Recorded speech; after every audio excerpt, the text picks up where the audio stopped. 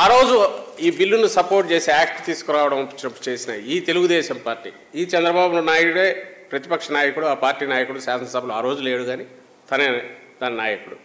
ఈరోజు ఇది ఎట్లిస్తాడు? ఈ దిగజారుడుతనం దేనికి? ఇంత అబద్ధాలు ఎందుకు ప్రచారం చేస్తున్నాడు? మరి ఒకవేళ నిజంగా తన ల్యాండ్ టైటిలింగ్ యాక్ట్ అనేది అది డేంజరస్ ఇది అనుకుంటే 2019 ఆ బిల్లు పెట్టినప్పుడు ఎందుకు సపోర్ట్ చేశారు? పోనీ ఆ తర్వాత తన జ్ఞానోదయం అయితే దాని మీద ఇమ్మీడియట్ సెంటర్కి పోయింది, 10-14 డిపార్ట్మెంట్లలో తిరిగింది, డిఫరెంట్ మినిస్ట్రీస్కి వెళ్ళింది, అక్కడి నుంచి సవరణలు వచ్చాయి, సూచనలు వచ్చాయి, వాటిని దీంట్లో ఇంపార్ట్ చేసి తయారు చేసిన యాక్ట్ ఫైనల్గా ప్రెసిడెన్షియల్ అసెంట్కి పోయింది. ప్రెసిడెన్షియల్ అసెంట్ వచ్చింది. ఇప్పుడు అది ఓన్లీ గెజెట్ పాస్ అయింది. దాని తర్వాత ఫర్దర్ ఇంప్లిమెంటేషన్లో లేదు, దానికి ప్రొసీజర్లు ఇవి తయారు కాలేదు, గైడ్ లైన్స్ తయారు కాలేదు, బేర్ యాక్ట్ మాత్రం గెజెట్లో వచ్చింది అంతే. దీనివల్ల దీని తర్వాత తయారు దాంట్లో ఇంప్లిమెంటేషన్కి సంబంధించి ఇంకా చాలా జరగాలి. అసలు దానికి ముందు అవసరమైన సమగ్ర సర్వే పూర్తి కావాలి.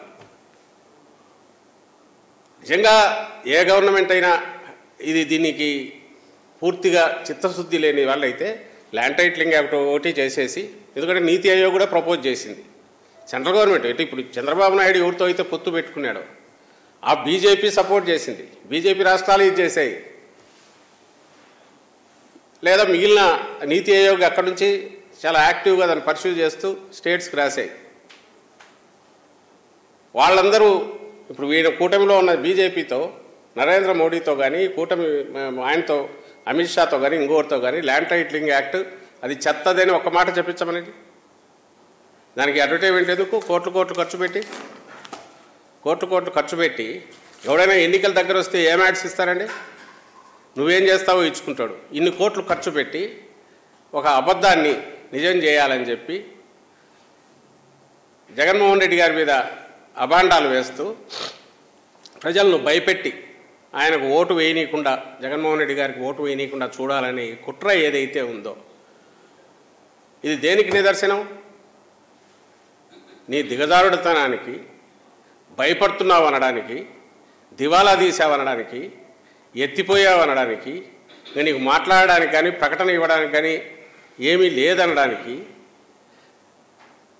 శవం కదా పోతున్నప్పుడు దింపుడు కళ్ళ మాసంటారు, అంటే అది ట్రెడిషన్, దింపి అక్కడ వెయిట్ చేస్తే ఒకవేళ లాస్ట్ ఛాన్స్ ఉంటుందేమని. అది ఎప్పుడు జరగలేదు, జరగదు కూడా, కానీ అది నడుస్తుంది ఆచారం. అట్లా నీ శవం ఊరేగింపు ఏదైతే ఉందో దాంట్లో ఆఖరణ దింపుడు కళ్ళ మాసలాగా అడ్డంగా, అసహ్యంగా, ఓ రాజకీయ పార్టీ కాదు, సివిలైజ్డ్ నాగరికమైన సమాజంలో ఉండే ఒక వ్యక్తి కూడా ఎవడు చేయకూడని దిగజారుడు, నీచమైన, పైశాచికమైన పని చంద్రబాబు ఈ కోట్లు ఖర్చు పెట్టి చేశాడు ఈరోజు.